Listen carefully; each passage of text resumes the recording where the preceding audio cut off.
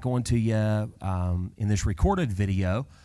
Our live communication cut out on us. We're sorry about that. But tonight we've been talking about the family issues, and kind of these thoughts. When children are young, we parent with control, with structure, discipline, schedules, and there's a transition there that goes from that control to influence.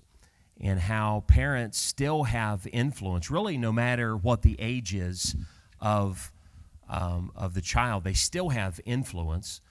And if we parent right when that child is younger, then we'll have even greater influence when that child is older. And Dan was sharing with us just kind of that transition that you and your dad had into from that structured control to that influence that he still has in your life. So won't you pick up where you left off, or talk a little bit about that again, if you would. All right.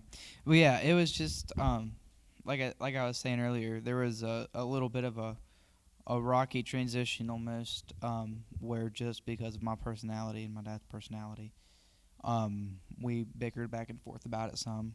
And that's because, my respect level wasn't where it needed to be. And Dad didn't, he wasn't ready to, I think, to totally give up his boy or whatever. When I think there was a little bit of fear of he was going to totally lose me, and he was afraid that letting go was going to relinquish that. Which, as you were talking, it doesn't. It just changes the relationship, and I think that he did a good job of handling it. When I sit back and I look at my friends and how some of their relationships with their parents is, and I'm blessed to have what I have with my dad, and yeah, we go back and forth, but that's just our way of loving on each other. Right. And there's no perfect situations here. Every parent's going to make mistakes. Every child's going to make mistakes, and when you look back, you're always going to say, "I wish that I would have done that differently." You and I were talking about this the other day. You said, when you have kids, you have the least amount of experience that you ever have in your life, and that's when your kids are young and they need you most. To know what you're doing. Yeah, to know what you're doing. So it really is. That's the why way. You shouldn't have kids before you're 40. Okay. That's what I said. Now, getting any ladies to agree with that is going to be pretty difficult. Right. I just think it's I've been so much more developed as an individual. I'm more grounded. I've read more books. There's just so much more. My parenting now, I'd say the last 3 or 4 of my kids are benefiting from my growth as a parent. Right. In a way that the first 3 didn't get the opportunity to. Thankfully, the grace of God covers a multitude of error, and I'm counting on that.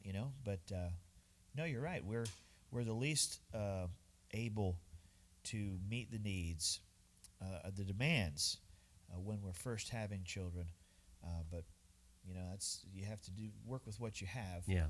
And maybe the nice thing about it is some of those early memories. Like when I was a kid, my first 7, 8 years, which were the most formidable years of my life, I don't remember a lot about my dad's parenting then that I did after I reached maybe 10 and on. So, yeah. Well, we've talked about devotional habits. We've talked about the teaching that comes in planned times and unplanned times. Certainly, one of the planned times would be church. That is a planned time that we've set out in our family, that, hey, these times we're going to be in church, and we're going to put our children under the influence of other teachers, approved teachers, obviously, for instruction in biblical things. And how much of a priority, I think, about you growing up in ministry. Talk about that as growing up in that, and then also as a dad, how was there ever a time that you and your wife just sat down and said, "Hey, were going to, or was it always just ingrained in you that, hey, our family's going to be in church? Well, there's a bit of a misconception about my growing up years. Okay. My dad surrendered to preach when he was 12, right at the same time he got saved. When he was in his early 20s, about 25, he went to Owatonna, Minnesota to Pillsbury Baptist Bible College. He came back, was an assistant pastor, youth pastor for 4 years. But that began, a set of circumstances began what we call the wilderness wandering years for about 10 years. It's one of the reasons I didn't get saved till I was 20. And so when we talk about growing up, and I began at the age of 20 to grow up into Christian things and begin to form ideals about what I wanted my family to be in the Christian realm, but from 20 years on. So it was really important to my dad in the earliest years I really can't remember. But I do remember those years being out of church and only going every so often. People would come to our house to pick up my brothers and sisters and I to go to vacation Bible school instead of my parents taking us, and so on and so forth. But the thing that led to my salvation was when my dad stopped running and he got right with the Lord, and he made it a priority to have his family in church. Now, at that point, he had moved out of the control into the influence. And I remember, we went to church one day, and I was so moved by the service. I just remember walking out the service, the doors that day, and I said, I'm never going to miss church again. I don't know, it's just something God was doing in my life. And I think he was leading toward calling me to preach. Mm-hmm. So it was two or three Sundays down the road, and I remember as a part of the influence, my dad lived at the top side of the property. We lived at the lower side of the property, and it's like he made stops all along the way to pick up everybody, the family, to go to church, which most of them were in their late teens, early 20s. So he comes down to me, and that particular day I just wasn't feeling like going, and he said, hey, John, we're headed to church. So you know what, I think I'm going to sit this one out today. He said, okay, all right. He said, I vaguely remember somebody telling me they're never going to miss church again, but all right, if that's so I dropped my head, turned around, I changed my clothes, got in the van, and we went to church. So, but that was an influence, it was right an influence. There, yeah. But my dad really took it serious, and I could tell the difference. Yeah. Before we would hit and miss at church, I mean, it was sporadic at best, but something was different. And wasn't long after that I got saved, and wasn't long after that I got called to preach. Now, from that point forward, the one thing that my dad did is family was always important to him. So the structure of the family, not necessarily the direction, but the structure was very important. It wasn't always living for God, but the structure was very important. So mom and dad was a disciplinarian. Mom was to be respected. Oh, boy, you did not want dad to get a hold of you if you smarted off to mom. Yeah. So things like that, and, of course, he let us know our boundaries. Now, there was nothing biblical about it. In other words, he didn't say, it says in the Bible this is what you're supposed to do, right. But because of his Bible background, he was teaching you biblical principles, but he wasn't pointing you necessarily to the Bible to show you where it was coming from. Yeah. Right. So, but which made the transition when he got right with the Lord, it made that transition easier because everything he had taught us up to that point I could see from the Bible. And then as soon as I got saved, family had been important to me for a long time because I saw how it was important to my dad. And my wife and I, we did. We sat down, and when we were stationary, I'll say this, when I lived here in West Virginia up at Fairmont, we had devotions at a certain time every night with our family. Yeah. But because our family is so saturated with ministry, I mean, except for what we're doing now, coronavirus time. Right. It was every day we were doing something, and it wasn't just dad going out. When we minister together. Yeah. So we go to a nursing home, we're ministering together. We go to a church, we're ministering together. And I know that's why, one of the reasons why I emphasize the personal, individual time with God, because there needs to be a, well, we need to understand what that means to us as an individual. So my youngest teenager, Isaac, I want him to read the Bible, not because Dad's making him, but because he wants to. But until he reaches that place, I have to be his conscious. Yeah. And then when he reads that, it's not like I say, okay, well, he read. Go ahead, play. No, I say, what'd you read? Yeah. And what do you think about it? What does it mean to you? And that ends up to be the personal devotion, not as a family, but on an individual basis. And I do that with all of my children that read. Yeah. So it's like in a day's time, we have, well, Micah can't read right now, but 6 devotions, because Seth, who's 7, he reads like a teenager, and he's very intelligent, so he can tell me what he read and what he thinks it means. And so it's like having 6 individual devotions as opposed to having one at a particular time. So but all that stuff was very important to me too. And so one thing that it just blows my mind when I'm talking to parents today is we find it acceptable for our parents just to be good, or our children just to be good. Yeah. So as long as, and people say stuff like this, well, I know my kids maybe aren't what they're supposed to be, but at least they're not, Right. And so we have this idea that as long as they're not in jail, as long as they haven't, had a pregnancy or something like that out of wedlock, as long as they fit into these guidelines and this structure, then, well, they're doing okay. They're better. They don't have a drug problem. I mean, at least they don't have that, And we almost insist that this goodness compared to everybody else is a replacement for godliness. And I think as parents, we have to get back on track with this. Now, I understand that I've got young kids, and I have a 15-year-old, and I'm sure that I've not experienced what everybody else has experienced. And you could say, well, if my family was in the ministry, then I wouldn't be dealing with this. And if I had a family like that, and if my circumstances, and at some point we have to throw out all the excuses and say, this is where I am right now in life. This is where I am. And I don't care if it's late in the game. I don't care what has transpired. I'm not going to accept just the status quo of my kids are okay because they're better than society's kids. My kid holds down a job and supports his family. He doesn't love Jesus, and he could care less whether his family is being taught the Bible, but at least we got to get past that and strive for something more than just the status quo, and strive for godly children and not just good children. Yeah.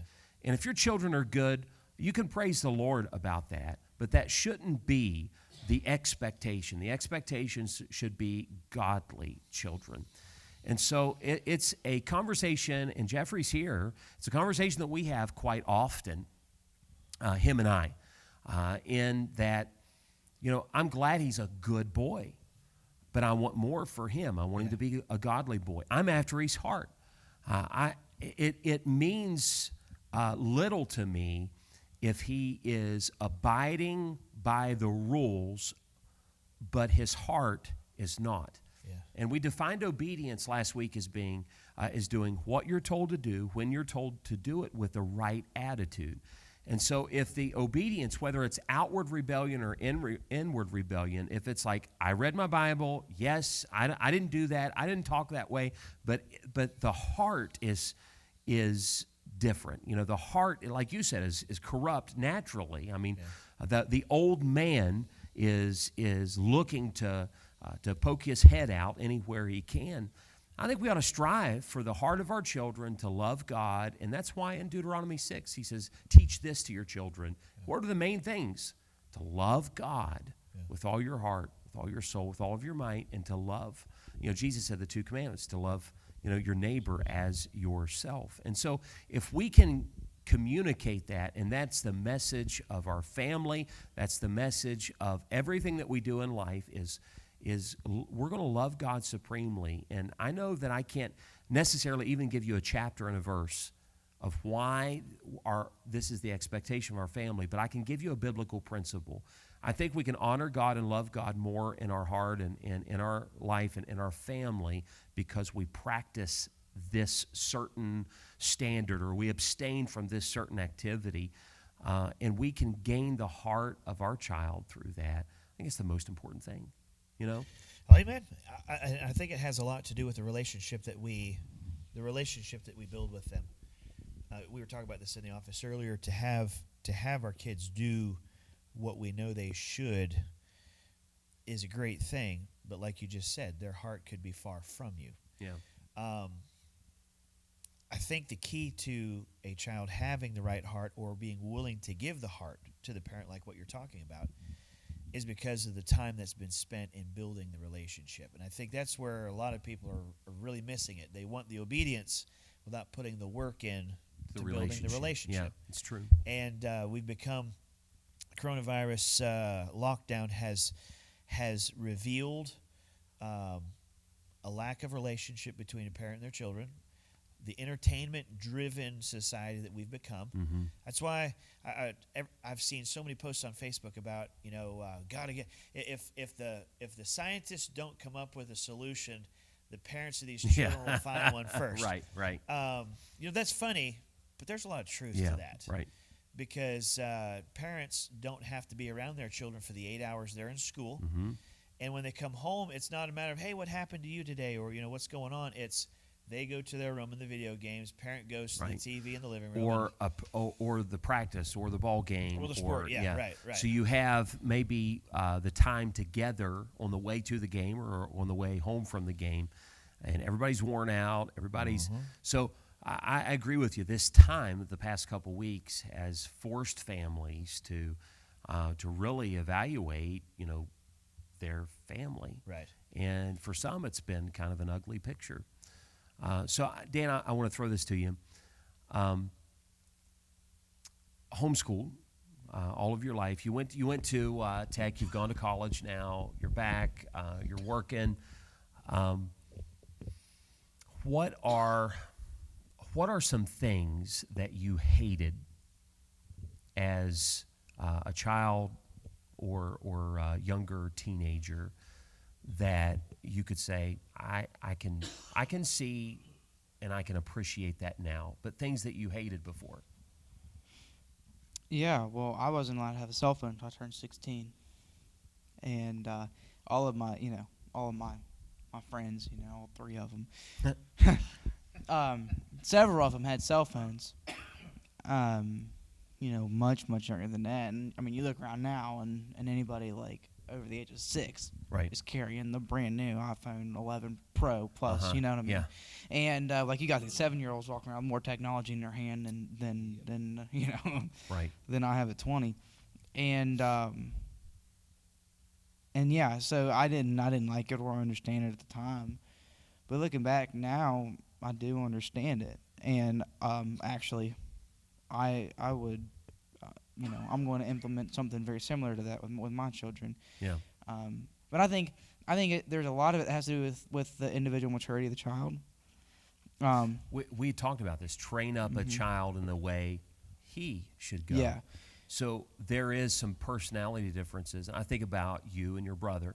Oh yeah. And there's some personality differences that some actions of discipline worked differently with him than it did you. Mm-hmm. There are some ways that they could have been just a conversation would have changed the course of behavior versus hard disciplinary action. So you're right, personality.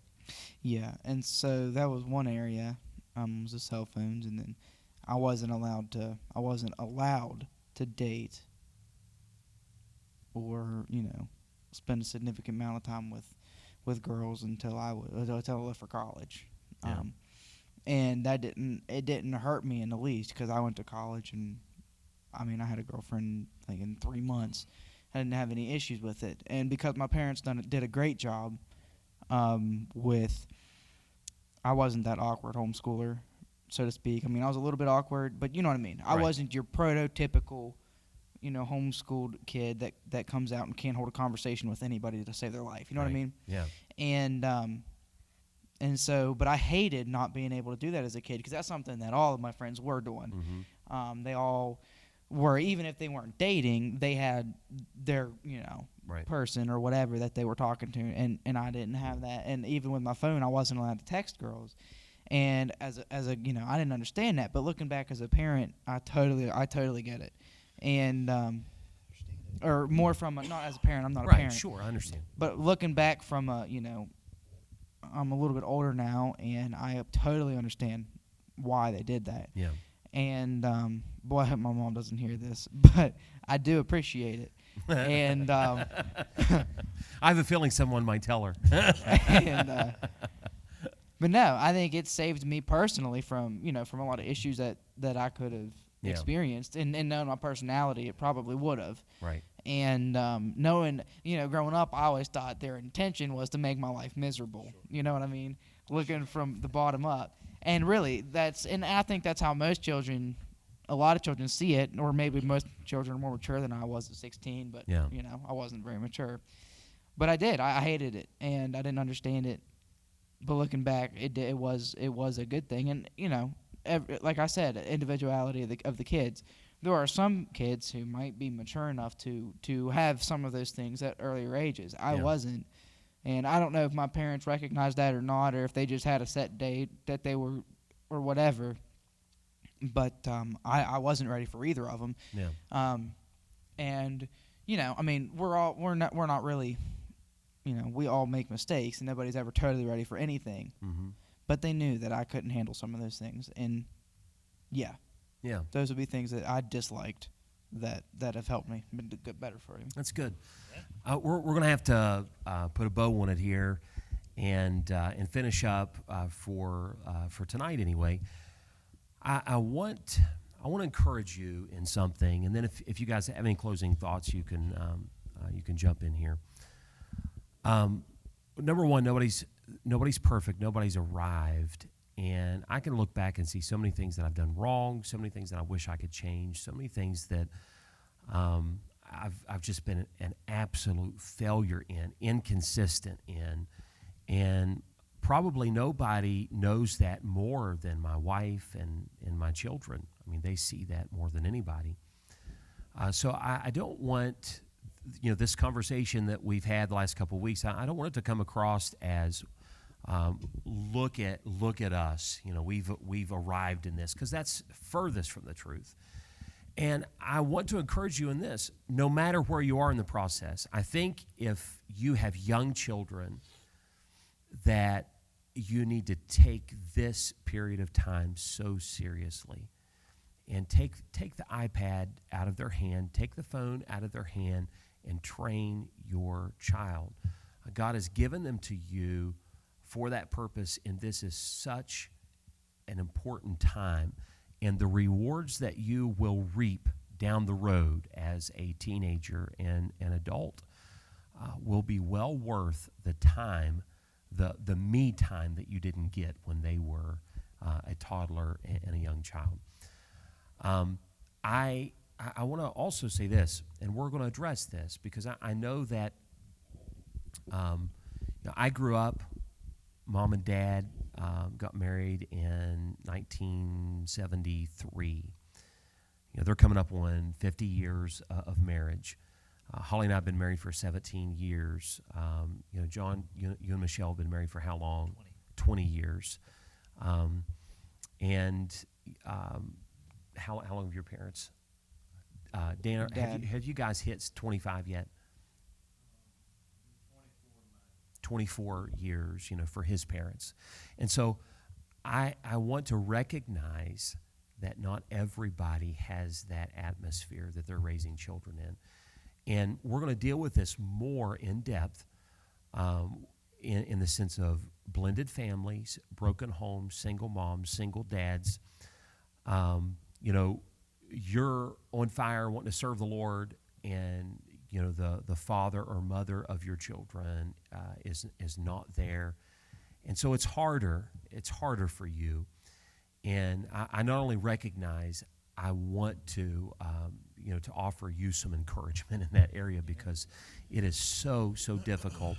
And then we have another aspect of raising children, and I have a little bit of experience in this with having that time with our nephew in our home, having that time with with Jesse in our home as well, of raising children that either aren't yours or that haven't always lived in your home.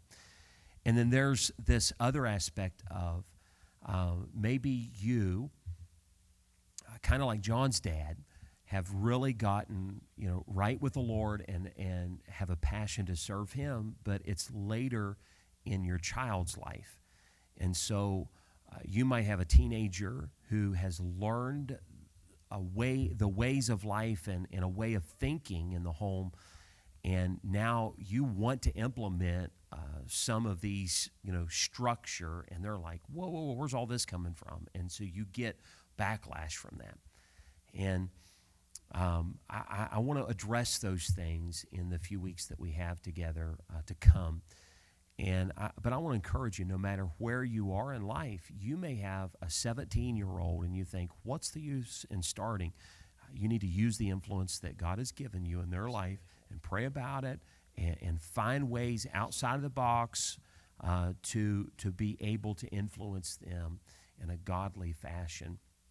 And you may not be able to have that control that you wish that you had, and it may not be the iron fist that will gain the heart of your child, but it may be just that gradual influence that you have on them that will win their heart and ultimately have great influence in their direction in life. So I want to encourage you to implement what you can, no matter what stage that you're in life. And then we're going to hit one more topic 2 or 3 weeks down the line. We're going to hit grandparents, the influence that you have, and also, those that are either empty nesters or haven't, gotten into that stage of raising children yet, and the gift of singleness that the Bible talks about as well. And so, any parting thoughts from you guys? I got a couple real quick, and then you can finish up. First off, it will not hurt your 14-year-old to not have his phone for a week, or to not have a phone. It's not going to hurt a 15-year-old to not be allowed to date. And my brother and I gave my parents heck for it. I mean, we really did. We fought him and fought him and fought him. And I think that my dad would attest to that.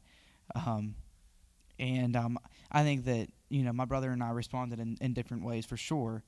And however, for as much as, like you said, and this is really important, I think, and I think a lot of parents, I'm going to try to say this as nice as I can, a lot of parents care too much about the feelings of their kids. And I know that comes off horrible. I'm right there with you.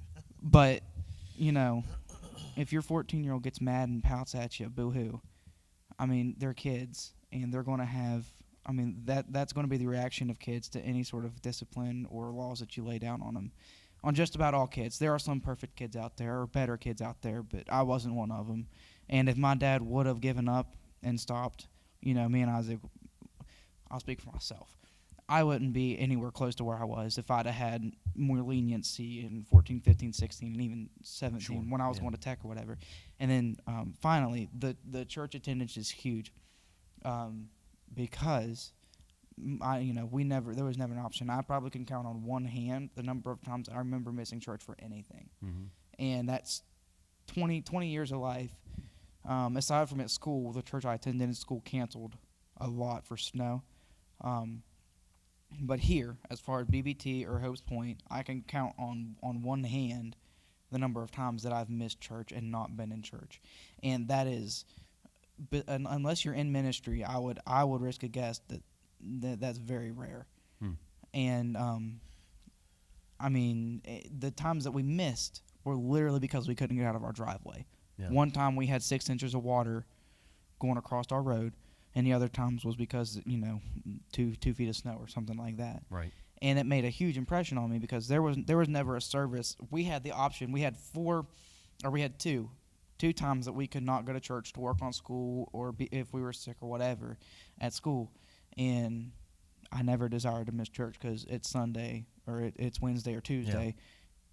Yeah. You're in the house of God. Yeah. And that is a direct correspondence to just the consistency and the discipline that my father had. And this is church. This is why we go to church.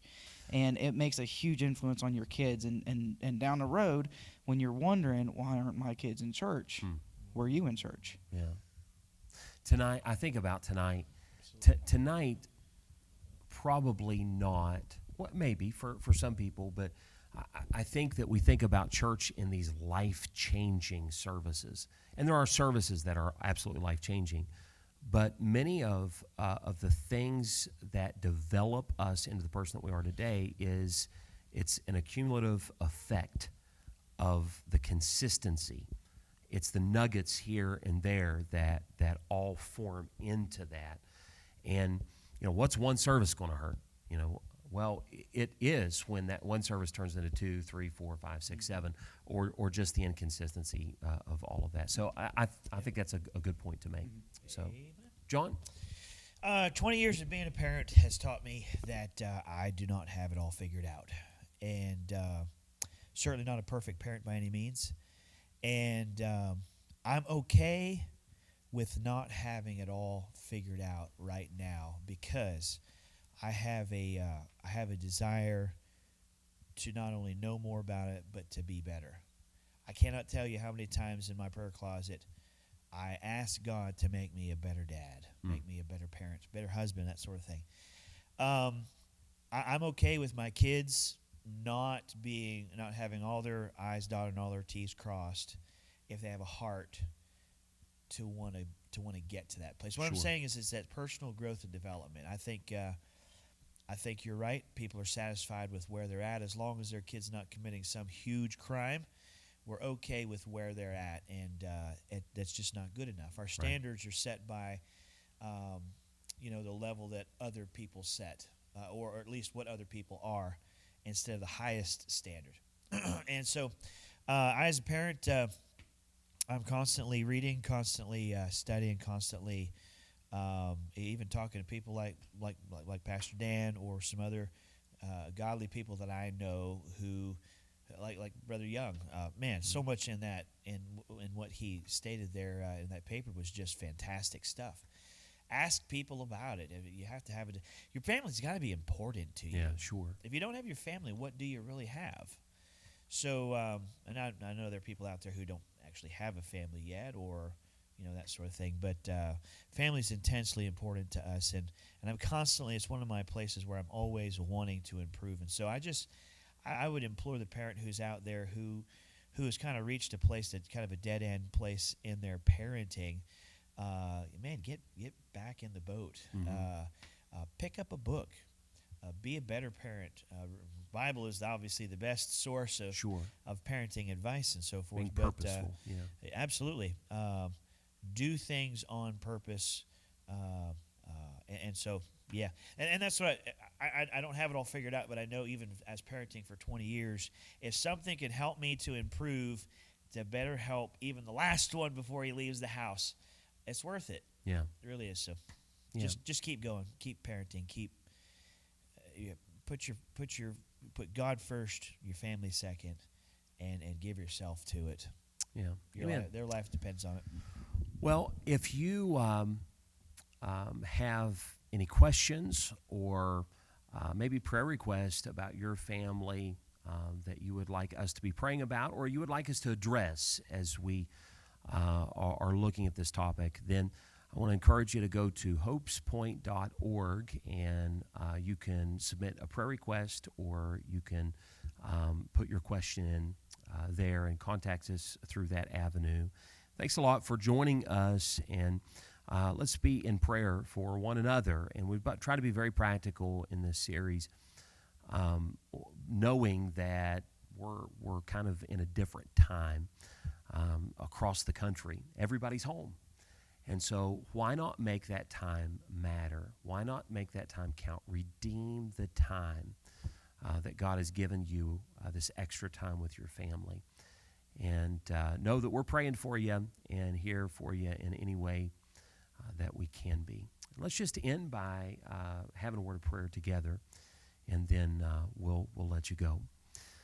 Lord, we love you, and we thank you for this time that you've given us together. I thank you for the John, his influence in his own family, and what he shared with us tonight. I pray, God, for just him through this time in leading his family. I pray that you'd provide for their every need. And I pray, God, that you would help him and Michelle as they are still just growing through this process. I pray for families in our church that truly desire to be the best mom, to be the best dad that they can be, the grandparents that have influence on their children, young and old. We pray, God, that you would give them wisdom. As we were reminded earlier, as Brother John prayed, if any man lack wisdom, let him ask of God, that giveth to all men liberally, and it shall be given him. You won't hold back. You won't abrade it. You won't hold back that wisdom. We're so thankful for that. I pray, God, that you would help us be better parents, godly parents, and use the influence that you've given to us to shape the heart of our child, to love you and to love others. And for that, we give you great thanks. And Lord, we praise you for working in and through us. In Jesus' name, amen.